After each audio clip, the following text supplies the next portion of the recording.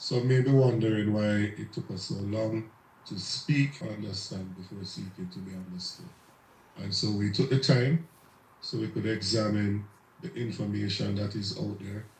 We could meet with the officer core of the party, which we did yesterday, and to meet with the candidates. And we also had that meeting as well yesterday. We will undergo a process of review that will start from the constituency level, getting a report from the individuals, the election results, what we did right, what we did wrong, what we need to improve on, and the process to implement any change. Now I'm going to ask the leader of the party to give a more general overview of the elections and the way forward. Thank you, Dr. Campbell. Ladies and gentlemen of the media, good morning. I wish to thank all who supported our election campaign, all of our 63 candidates and their campaign teams, our party workers, our supporters who came out and voted for our candidates, our bloggers, our donors and contributors, our election day workers, our police, military. We increased our vote nationally in this election by over 97,000 Jamaicans, and we doubled the number of seats that we hold in Parliament. Share the live, people. Share the live. Share it for me. Share it, share it, share it. Our team in Parliament is strong, and we will be a formidable force in the Parliament of the land to hold the government to account. Yes, Mark Bolin. Interests. That's it, my boss. Yes, Mark Bolin. All our MPs elect, except for one who is traveling abroad, have signed a letter to the Governor General confirming their support for me to be appointed leader of the opposition. Since the election, our party has been active.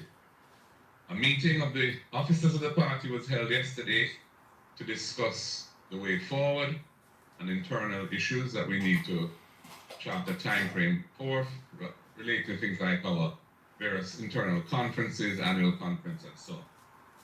This was followed by another gathering of our candidates and the national campaign team to thank everyone for their efforts and to have initial dialogue around the conduct of the elections in each constituency.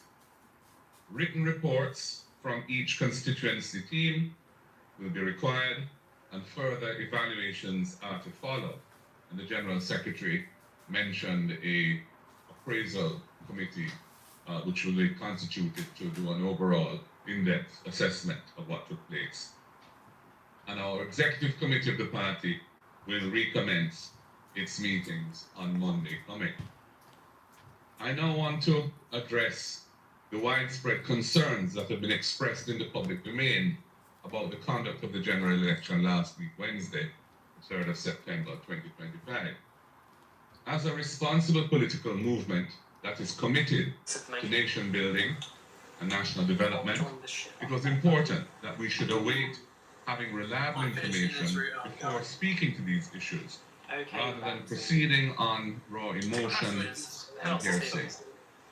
Having waited for the final count to establish the official results in each constituency, including ascertaining the number of spoiled or rejected ballots and how these were apportioned between the two parties, the advice that we have received from our lawyers who attended the final counts is that a magisterial recount is unlikely to change the outcome in any of the seats.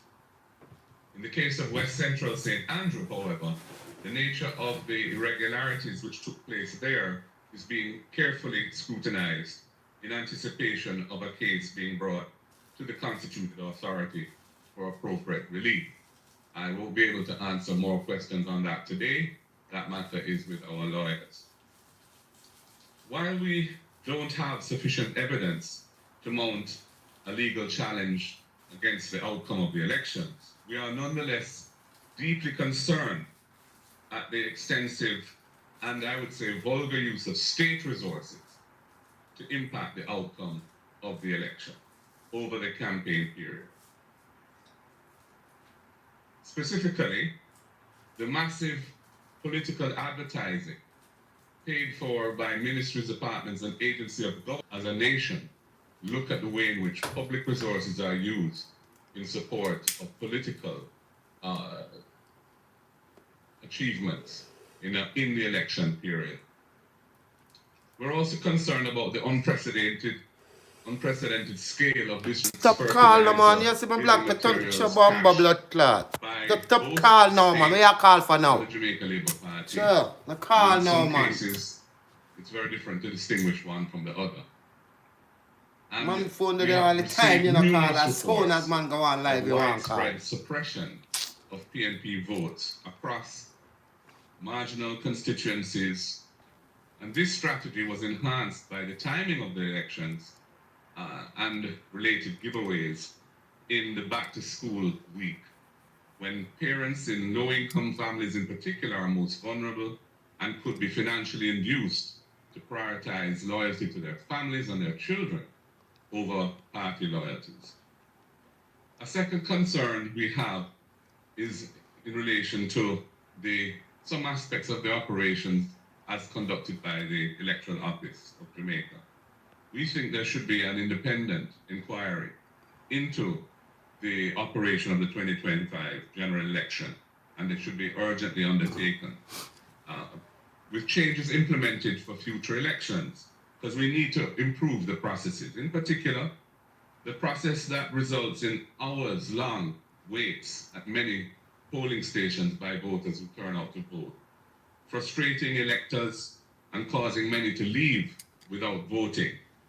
And this factor is exacerbated by the law, which only gives 3 hours as a window to employees to be away from their workplace during working hours for voting, which is clearly inadequate in Jamaica's modern realities when you consider the time for transportation to get to a polling station from the workplace, depending on where the person works and where they vote, and the lengthy delays in the lines in some polling stations. We also need to look at the use of finger inking. That was originally implemented to prevent multiple voting, but it currently facilitates voter suppression as persons are being induced financially to dip their finger in ink prior to the vote and then being paid not to vote. We have several reports of this being done. We're also concerned about the black book, and we believe that the polling that is used in polling stations, it must be made available during the polling process for viewing by indoor agents and not left entirely to the presiding officer to identify voters who present themselves without Bless upon yourself, share the live, share it out, share it out. Is operating in a way that is not satisfactory from an independent, impartial point of view. There needs to be the ability of the indoor agents on either side to scrutinize what is going on there. And the integrity of the voters list needs to be re-verified through a comprehensive re-verification of voters to clean it of dead voters in particular and other voters who don't have a place of residence in the constituency where they vote. We will be sending teams into those constituencies which were most affected by these issues to conduct a field survey. This survey will empower Jamaicans who experience or witness these issues to share their experiences with us. Many persons are deeply upset by what took place, and this process will allow them to get some closure. It will also assist us to advocate for changes to the law and the processes of elections that will ultimately help to protect Jamaica's democracy from tactics that clearly affected the ultimate outcome of the 25 general election and which are not contemplated by the system that we have. I will now hand over to our legal advisor.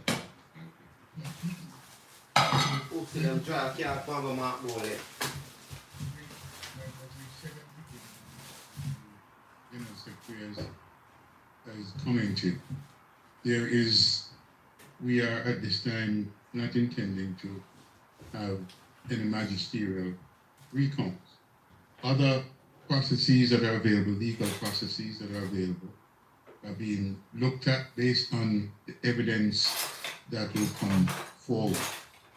I will just echo the point that you make about a review of the management of the election by the EOJ. I think after almost 30 years of a system that was robust at the beginning, I think there is no concern that gaps are opening up and they need to be examined, and we will be doing so by the processes that you have outlined in the various constituencies and regions as well. So the other point really is the legislative and regulatory improvements that may well result from all of this, which is to ensure that the use of state resources prior to and during elections are much better managed. And I think that there are clearly loopholes there, and we need to fill those gaps through the legislation and or regulation. And I believe that the point was well made by the abuse that we saw during this election. Those are the points I will make at this time. Thank you, MP Hilton.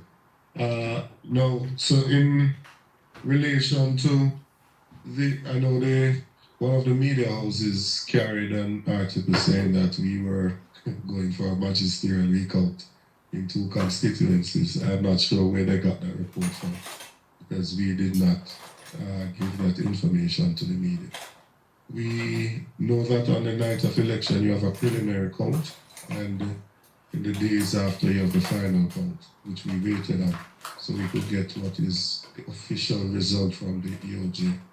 And after looking at that, we realized that there were 3 constituencies: Central Kingston, East Central St. Catherine, and Northern Trelawney, where the number of rejected ballots were more than the margin of victory.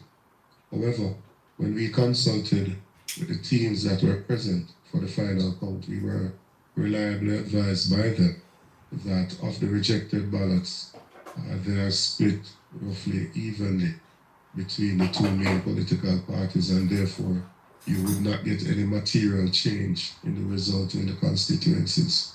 And as a result of that, we took a decision not to pursue any magisterial recount. So that is the official position of the People's National Party. We do have some other concerns of acts of intimidation, aggression, and vandalism that would have taken place since the elections have been concluded, and specifically in South St. James, the Anchovy Division, persons have been making threats about removing the water pumps, and I think they even made reference to using dynamite and other things like that to destroy the infrastructure. We've seen videos as well and heard voice notes of persons in Eastern Portland that would have made comments that resources would be limited to the newly elected Member of Parliament, Isaac Buchanan. We have seen as well in Southeast St. Mary, where there's been vandalism of a community center and the removal of certain infrastructure in that area. And probably the most concerning of them all is in South Trelawney, where a team from the Labour Party, led by persons in leadership, went to the house, the accommodation of our candidate Paul Patmore, to threaten him. We believe that these things are intended to intimidate and weaken the democratic process within the country. And we are calling on the members of the Labour Party, the leadership, to rein in their supporters and for them to understand that we do believe in a democratic process and we have to accept the outcome. Similarly to how we have accepted the result at the national level, it can't be that they accept it at the national level, but at the constituency level they are reluctant to accept that Isaac Buchanan did defeat Anne-Marie Vazuna free and fair election that took place in the East Portland, and that as the duly elected representative, he should be accorded with all the respect and the authority that should be conveyed on such a office. We also want to encourage our candidates across the length and breadth of the country to remove the paraphernalia that was put up during the time of campaigning. And some of our candidates will not have much to do because their opponents already removed them before the elections. But for those that still have some material, we're going to ask them, use this opportunity to ask them to remove those paraphernalia from the different constituencies. And I know that the municipal corporations will be playing a role in ensuring that we can return to normalcy. The matter surrounding West Central St. Andrew is a matter, as was said by the leader of the party, that the legal team that has been engaged by our candidate is putting together their documents, and for further information on that they will speak at a later date. And so we'll leave it at that, and I'll now open the floor to get any questions that may exist.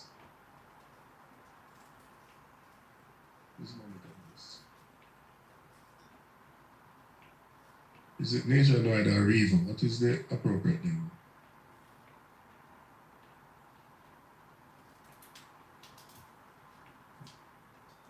Siobhan Campbell, still Nationwide News. My question is to Mr. Golding. Based on the concerns raised, are you casting doubt on the legitimacy of the outcome of the 2025 general elections? And are you concerned that such doubts would raise speculation of Jamaican people and cast a shadow on Jamaica's electoral process? I'm concerned about the widespread reports that we have received of voter suppression strategies that were employed, in particular to dissuade our supporters and in some instances our workers from voting, and in case of workers from turning up in some instances for the elections. I'm not seeking to in any way suggest that we are not accepting that the government that has been elected will be duly constituted. I don't want to go down that road. I don't think that's a wise road for Jamaica. But I also think it's important that we don't sweep things under the carpet, which have become, and which were in this election, a significant factor at play. And the use of financial resources to suppress votes, based on what we have heard, these are now indirect reports. That's why we're going to go through a process of going into the field to hear from people directly what they experienced and what they saw. But based on the reports that we've received, this is a matter which really needs to be confronted by Jamaica's democracy, and certainly by our party going forward as to how we can try to respond to these types of tactics, which have become a central part of how our opponent operates in trying to secure power for themselves. Let me just comment a little more on what the party said, which is that in Guyana, recently there was a general election in Guyana on September 1. I think we're all aware of that. Coming out of that election, the EU delegation, the European Union delegation, has issued a report. And when I read the report, a lot of what they commented on and expressed concern about were actually at play, certainly complained of widely in the Jamaican situation. And that tells you that there are the question of the democratic process being legitimized is also a question of the various activities and the concerns and the issues that are raised that will affect the quality of the democracy. And I think that's a lot of the concerns that are being raised here and need to be pursued is about not just Definitely we'll win this specific election. legal aspects, but about some of the concerns and gaps that may have opened up. Alan Jones, in our thief electoral him system seat. needs to be addressed. Thiefing boy and Jones. Morning, Desmond Richards here, Rebel Radio. Mr. President, have you identified reasons why the party lost? And secondly, what are your concerns about the low voter turnout? And I would like to hear if the party has plans to encourage voters to hold their votes. I would say that there's something perplexing about the voter turnout statistics, based on the fact that during the campaign, right through to the end of the campaign, the energy and enthusiasm on the ground was palpable, significant, and suggested that there would have been a stronger turnout. And indeed, the polls, right up to the last poll, which was published on the Sunday before the election, indicated that, based on the expressions of persons polled, they were expecting a significantly higher turnout. What happened on the day needs to be examined carefully. I think it was a combination of factors at play. I think that there were persons who didn't vote because the lines were long and slow, often in the hot sun, sometimes in the rain, and they got fed up and left. I think that the financial inducements of which I speak or have spoken were a major factor as well in dissuading some people from voting. In terms of why we didn't win the election, we lost it narrowly.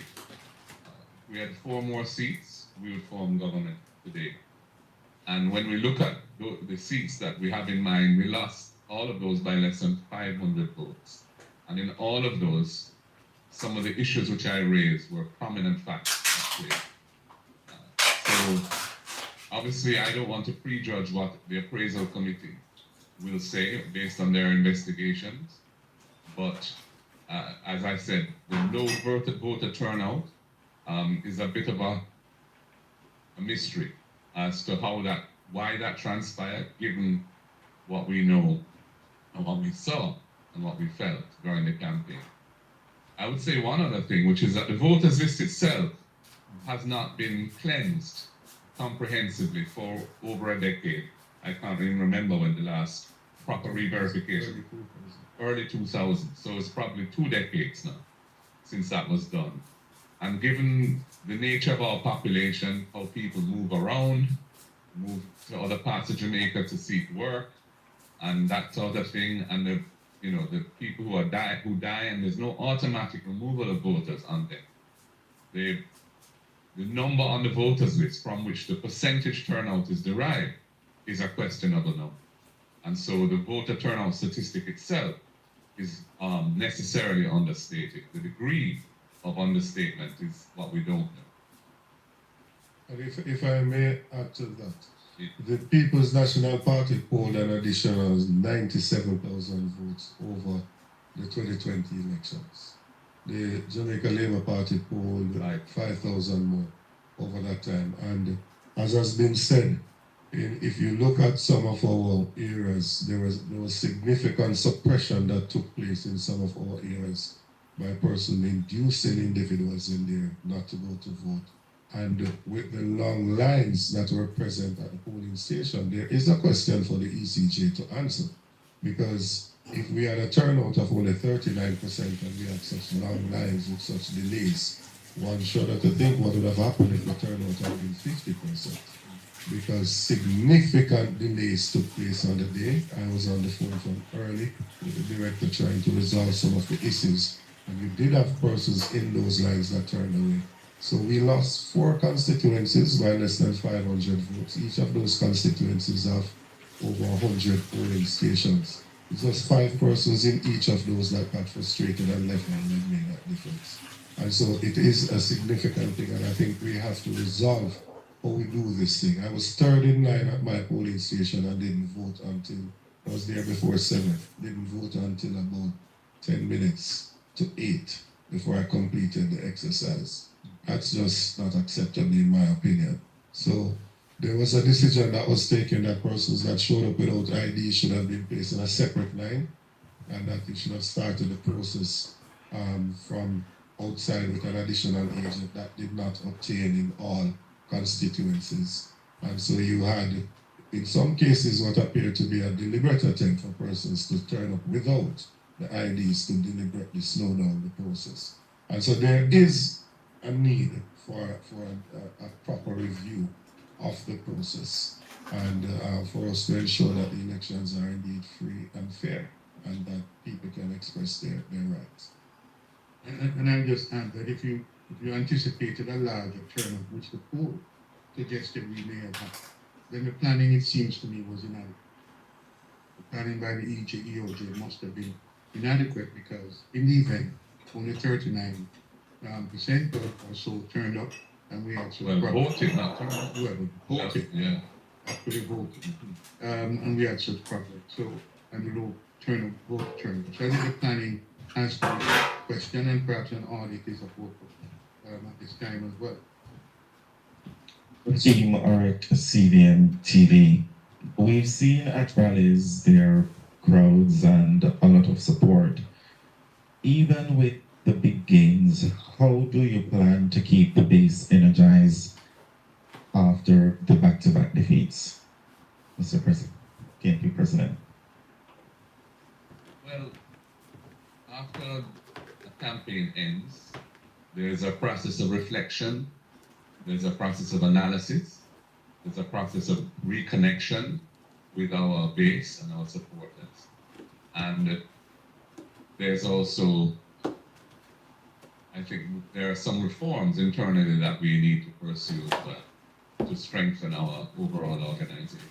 So the way in which we plan to handle the matter would be through a period of careful analysis of what took place and a recognition of where there are weaknesses that need to be strengthened, and the deliberate pursuit of changes that will strengthen those weaknesses. So, one doesn't energize the base from the start of a 5-year term of government. Energizing the base comes from the kind of process involved in campaigning. But what we need to ensure is that we stay in touch with our base, that we strengthen our constituents in divisional organizations, so that when the time comes, we're able to deliver an effective result. And we are starting now from a much stronger position than we have enjoyed over the previous 5 years. With just 14 in Parliament before, it was much more difficult. Only 14 MPs out of 63 were PNP MPs. Only 14 out of 63 PNP MPs got state resources through the Constituency Development Fund to help to do the work that they have to do. So it's moving from a very limited base in Parliament is difficult, and it requires extraordinary effort to take us where we are now. With 28 seats to their 35, I mean, the situation is much more balanced, and that will enable us to build on that, to be even more effective next time around. But you also pointed out the engagement in the field from now, in the review. I believe, generally speaking, from our constituents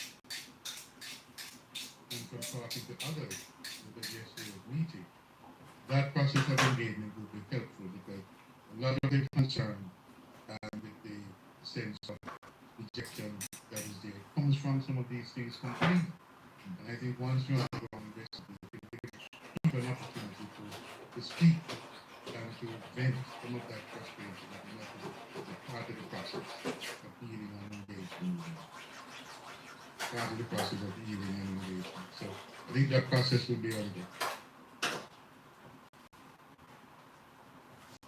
Morning again. Indulge me a couple of questions. One, given what you have described as acts of voter suppression, can you indicate whether or not PNP has made a formal complaint about electoral fraud or irregularities to any state organ? And if so, in what consequences? That's one. Two, can you indicate, sir, what is the projected spend for the People's National Party during this election campaign? Can you say also how was it funded and what percentage is corporate donation? And finally, personally, Mr. Gordy, is this disappointing for you, and if so, how disappointing? So your first question was whether a formal complaint had been made to any state organ in respect to the voter suppression of which we speak. The answer to that is no. We are, as I said, going into the field to do a survey so that we can get more tangible information rather than the indirect reports that we have been receiving. Through the reports we're receiving is really through both things like social media, but also more importantly through the campaign structures that we have. But we want to go into the field and get more, a more comprehensive survey of what is. At that point, we can decide, where we go from here. There isn't really any state agency that is mandated to address that issue. That's one of the challenges we have. So it's, that is something we'll have to consider carefully as the best way to proceed, to deal with this. Some of these things may require a strengthening of the electoral law itself, the Representation of the People's Act, which, to take into account the kind of methods and tactics that are being employed in this era relative to when that law was last amended or reviewed. Other things may just require an internal response as to how we manage that kind of process going forward. So that's my answer to your first question. Your second question was about campaign finance. Yeah. I haven't seen from our treasurer yet a final report on the level of funding raised and expended. Based on my assessment of it or knowledge of it, I would say most of the funding that we raised came from donors. Some are corporate donors, some are individual donors. And I'm very sure that they were within the overall envelope allowed by the law in terms of the limits. I can tell you that because I have a sense for the numbers, but I don't have the specifics.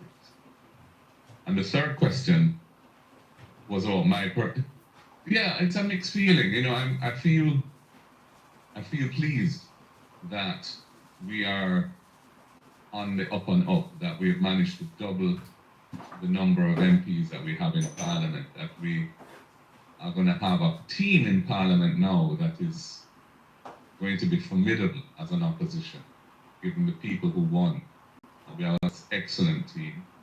And the fact that we got 97,000 more votes this time than we got in 2020 is also significant as an increase. Our opponents got 5,000. So it was a definite improvement in our performance. Disappointment at the same time that we weren't able to deliver that final, 5 additional, call it 4, that we needed to just have 32, which is the threshold for winning. That was disappointing. And when we look at the seats that we thought we would have won and didn't, we have to look carefully at why we weren't able to prevail there. I think that the reasons for that were more to do with factors that took place on election day itself and maybe the night before or 2 nights before, rather than the campaign as a whole. I think the campaign as a whole, we ran a pretty exemplary campaign. I think it was a much more active campaign than our opponents in terms of presence on the ground and meetings and rallies. and the attendance at those rallies. I think our manifesto was delivered in a reasonable time so people could digest it and was well received. I think that our performance in the election debates, where most people feel that we won each of the 3 debates, was also significant and helped us along. But we weren't able to actually cross the line first because things went on, as I said, the very end of the process, which we were not able to respond to effectively on the day. And for that, we must all take some responsibility, including me as party president.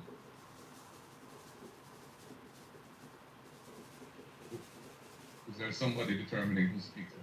Yeah. Morning, gentlemen. What positives can you take from the campaign? Excuse me. Sorry. Yes. What positives can you take from the campaign? And what are your views generally about your team, the team you put together? Okay, it's a bit disappointing to lose, obviously, but when you reflect back, to say 5 years ago, from where you came from there to where you are now, what positives? And secondly, what plans do you have to bolster your treasury?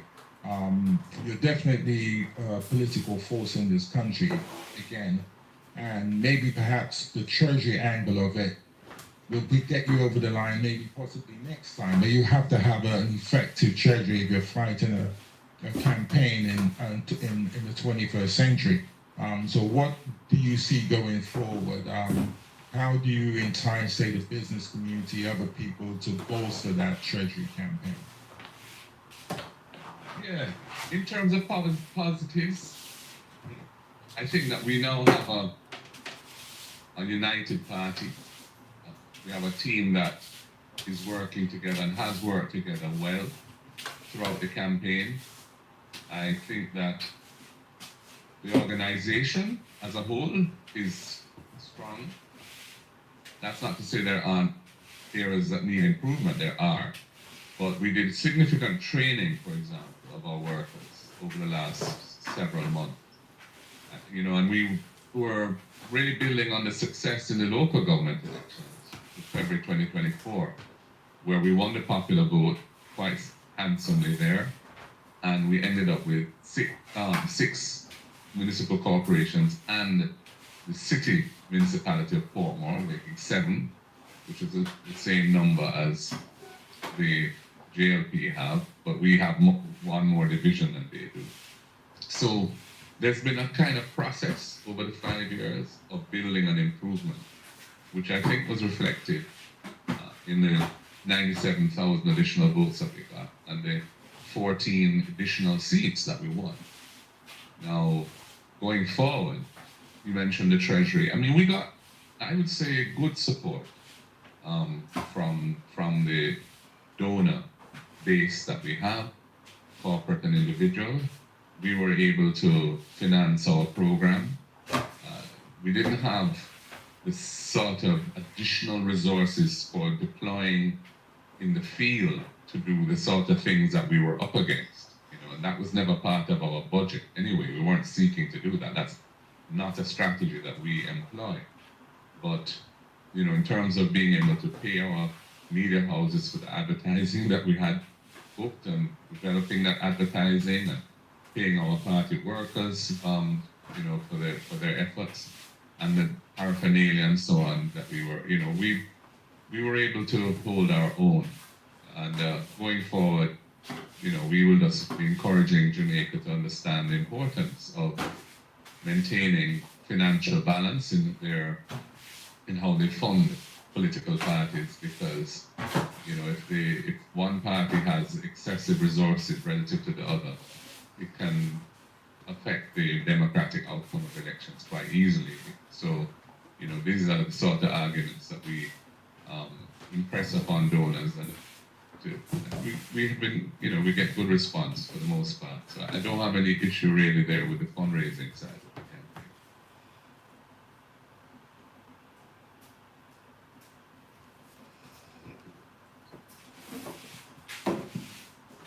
Yes. All right. Greetings to all at the press table. President MG, this one is for you, sir. Who is this? I am Baba Tunde's Stargate Communications. Before I get into my questions, I would just like to start on a positive by saying there are some things that you initiated that changed the experience for the Rastafari community, especially from the ganja experience now. What more than if you do, you know? But we must acknowledge when positive moves make. So we kick off that part. So the first question, seeing all of what we see now, maybe some 8-9 days after the election, was the People's National Party fully prepared? I have two more. I can know if I have to pause and answer or I go with the other two and then. Yeah, I mean, the fact that we didn't ultimately win the election suggests that there are areas where our preparation could have been stronger. You know, I think that what we have come to realize going through this experience is that some of the tactics that we have to manage are not normal orthodox in the book tactics, but are things that are being deployed quite effectively by our opponent, which we haven't yet, I think, mastered a methodology of responding to. So I think I would say what would you regard as the orthodox way in which campaigns are conducted and with political organization is done, we were ready. But in terms of specific seats, which though those tactics were being deployed, our response to them was inadequate. All right. So in your preparation going forward, so a little bit of small advice that you don't have to pay for. Art of war must be studied. Next question for you now, President MG. The positive way forward, and there are aspects of your manifesto that are tangible and excellent. What plans are in place? So not to wait till 2030, but to, one, empower the people and implement where it can. Much appreciated for listening. You got those? Yeah, I mean, in response, I think that I need to actually say something about that. Our manifesto was our series of policy proposals and programs that we intended to roll out during the first five-year term that we were in government. Those things required being in government to be rolled out. An opposition party gets no state resources to implement plans and programs. We get a modest stipend as MPs to run a constituency office, and that's it. And then there's a CDF, which is a modest sum which hasn't been adjusted for inflation for many years now, of 20 million a year, out of which 1.5 million pays an administrator. So it's 8.5 million to be spent in a constituency with residents typically exceeding 40,000 people. So, you know, I don't want to pretend that the opposition will be in a position to roll out things like first family scholarship or build 50,000 housing units at an affordable price for people, or to implement rent to own to enable persons who are currently excluded from the mortgage market to become owners of their own home, or indeed a disability fund to help persons with disabilities with $1 billion in it, and those sort of things. Those are things we want to do with reform government. What we will be able to do is individual MPs who have won will be able to pursue their own particular set of policies that they had brought to the people. You know, some of them will take time, won't happen overnight. Resources are always an issue, and to the extent they're able to garner additional support through creative methods of fundraising and using the goodwill of people who might want to support those initiatives, that will determine how quickly they can do what they want to do. But it's going to be more on a constituency and an MP level that things, you see things happening rather than nationally, because an opposition party is not able to, or indeed expected to, implement national policies. That's for the government of the day.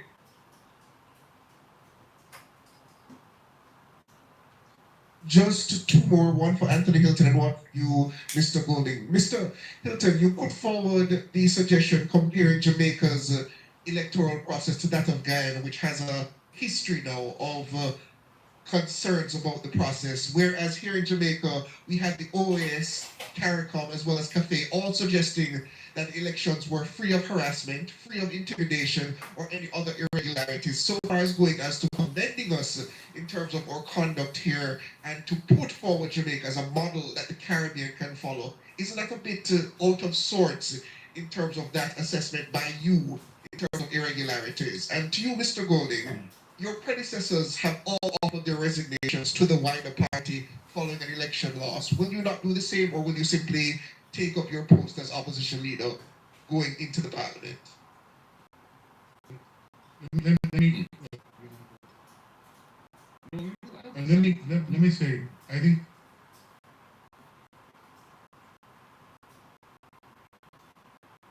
think the aspects, I don't think what you characterize as overstated, notwithstanding anything that has been said by CAFE or any other organization that participates. The EU focus, and I urge you, and I think you have read the EU report, and if you have, then you'll see that they commented on some other aspects of it, much of which we saw in full force here in Jamaica. The issue that we believe needs to be addressed as an urgent matter is the whole issue of the advertising and promotion during, before and during the campaign with we believe excessive state resources. And that aspect of it and others were specifically commented on. So my advice is that whatever the specific limitations or the concerns that the OAS or other monitoring group didn't address, the EU's report, I believe, was much broad-based and some of it very relevant to Jamaica. If I may add something to that before the leader answers the next question. I think we've been very responsible as a party. I think we've been very responsible. Nationwide carried a story that CAFE said that 21% of the persons at the polling station at 5 o'clock were not allowed to vote. We could easily have created a story with that to suggest that those persons would have voted for us and it would have changed the outcome of the elections. We didn't.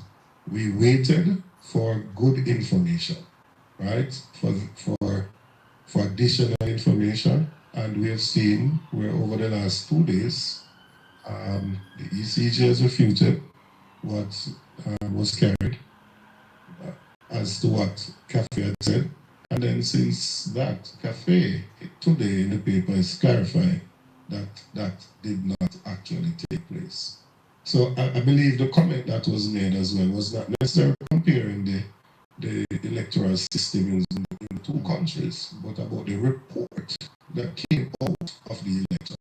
So I don't know how you got to the point of saying he was comparing the two electoral systems. He was speaking to the report that came out and said that there are similarities that we have seen the same thing here. CAFE, CARICOM, and other OAS, other persons that came here would not have been out in the field to see that $100,000 was offered to an indoor agent not to work, or offered to a cluster manager to give me the canvas of this party. They would not have seen that. They would not have seen what took place in the field. They would have been at the polling station, right? They would not have seen the night before that somebody was offered money to dip their finger in ink and therefore can't show up to the polling station. They would not have seen where we saw some persons, MPs, trying to separate people into lines as to who you are going to vote for, totally inappropriate, right? From a high-ranking member of the Jamaica Labour Party.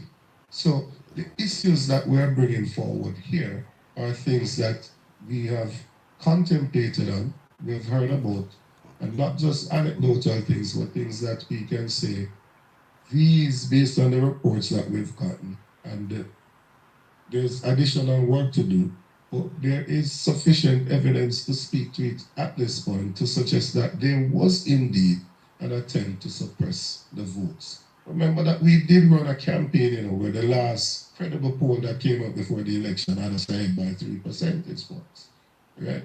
Not like the one from Nationwide that said we're 13 points behind. That was totally fraudulent, right? And if you look at the outcome of the elections, it was within 1%, as in the popular vote. So it was within that margin of error. And that is after all the suppression that took place by the Labour Party and the delayed voting by the ECJ that caused persons to leave the polling station and not being able to participate. In relation to, well, first of all, I'm not aware of any historic precedent of which you speak. There have been instances where party leaders have offered their resignation. There have been instances where they haven't, to my knowledge. I serve at the pleasure of the party, and I'm happy to continue to serve in the capacity as leader for as long as the party wants me to.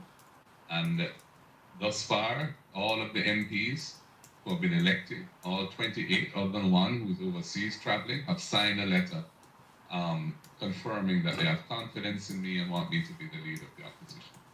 And that's where it is right. If I may add again, if I may just add something to that. I want for us not to mislead the public with some of the statements. There are some things that are being said in the public space that are just not true. Andrew Holness was defeated by Portia Simsabella in 2011. It seems persons have forgotten that. He did not resign, nor did he offer any resignation. He stayed there. He did not even make public the appraisal committee report that was done, right? 10 of the 21 MPs signed a no confidence in him. He's the one that saved himself with his casting vote. I also hear persons saying that it's historic, unprecedented, this third term. When they say one complain about the PNP being in office for 18 years, the PNP has won 4 consecutive elections in Jamaica. So what is historic? It's historic for the JLP that they have won 3 elections. It's not historic for Jamaica. PJ Patterson won in 93, 97, and 2002. Why do we continue to mislead the public in this vulgar manner? We don't have a love date and can't bleed up. Poor boy. Bang them. And have the party's confidence. But do you want to lead the party? And then secondly, I'd like to follow up and saying, you don't really want to, as a party, enter another period of fractiousness, internecine warfare that splinters the party. I think you've been an MP since 2017. 2017, beg your pardon. You brought the party back. It seems united. You fell short. You've doubled your seats. I mean, that I think will go down in history. But do you want to lead the charge? It's all very well being endorsed. You seem to have a good support team around you. But in your heart of hearts, do you want to lead the charge going forward? And secondly, I'd say that you seem to have a deep bench, both in the lower house.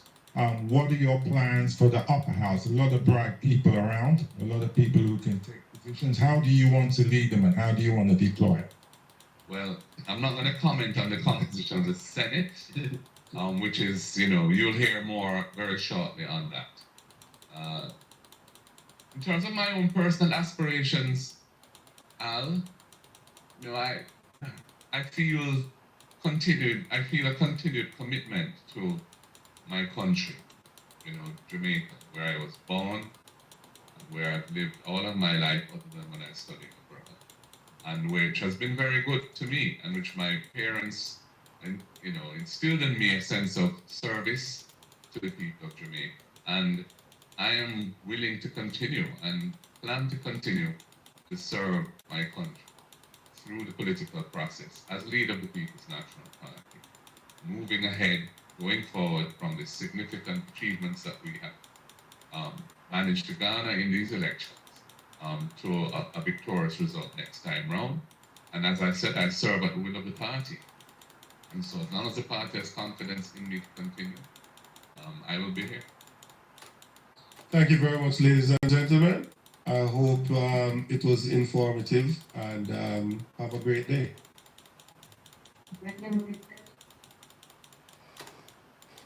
There you have it, my viewers and my subscribers. Come. Well, I think it was very... I think Mark Golding is being very technical in what he's doing. And I like how them a play it because, yeah, them now run go out there and go cause no hysterical and make the Labourite them go kill off the PNP them at Jamaica. Cause the Labourite them, yo, God know where my do, man. Long on a short catch 28. The race enough for the swift, and who can endure it. PNP, we have to look upon all the positive. And going forward, PNP, we are a united people, as the man say, we are a united party. That means, just like how in an election we support our party, we can support our party and with 15, what, all of the seats them our win back, we have 28 seats. We have to just support the MP them. Yeah, man. Send no money to help them.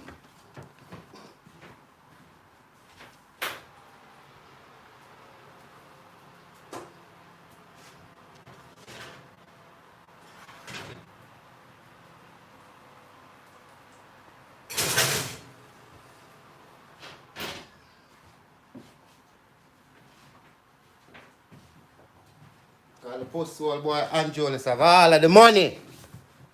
Him have all of the money, and him and him friend them have just be a corruption, them a go on with the people. So what can we do? The people, what can we do? Yeah, me I tell them, man, we have to just play nice and smooth and easy, because I know say we have the big bad liar upon our case, Mr. Isaac Buchanan. And a murder. Imagine being able to build an app with your name. Mr. a murder when Isaac Buchanan.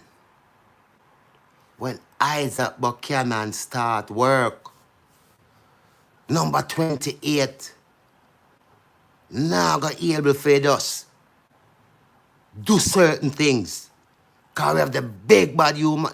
Yo, may I tell you say, God and time. God and time. God know where ma do. The race enough for the swift who can endure it. First laugh, another laugh. 28 might feel him winning now.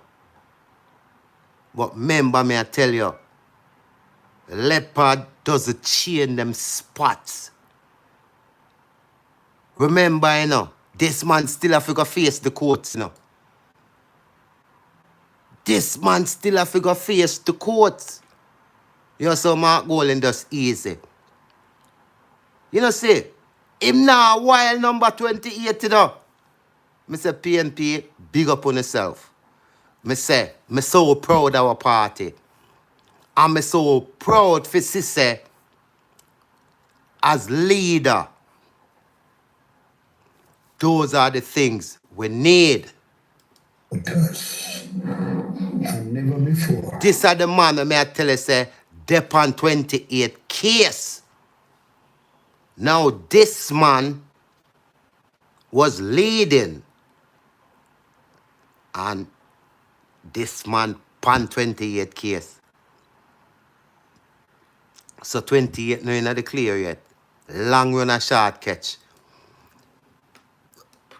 But me have to talk about it. Dayton Campbell whop them. Them a act like say having a third term is historic in Jamaica. No, it's not. 18 years we run for 4 consecutive year term. So, them still a play catch up. Labour rights still have a long way to go. Mark Golding has transformed the party. And any PNP where they are, so we're going to be ungrateful and want feel like say them no appreciate the little. Cause bucket not full as you put it underneath the pipe, you know. It take it time and full. I know 5 years seems like a long time.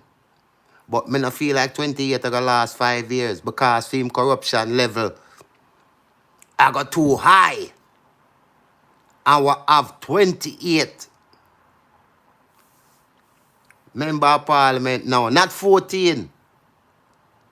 So we're going to see where we're going to go on. So big up on yourself, people. You can go and watch this like if you don't want to. You can go watch that this way. Paul Buchanan. And if you don't know, this man and Isaac Buchanan is cousin. Because there is not much Buchanan, the name Buchanan in Jamaica. And if you don't believe me, go check it out. This man right here, so Mr. Paul Buchanan and Isaac Buchanan, they want to mash up Anne-Marie Valls and Darrell Valls, Dally House. I make them a go on, so let's how them a threaten Isaac in this video. The numbers we were seeing in the general election. Now we have a lot of important topics coming up in today's discussion. Anyway, may I cut it here so you can go watch it from my channel, yeah? Big up on yourself, man, and bless up on yourself, man. Yeah? God bless you, man. PNP, man. We're going up, up, up, and up.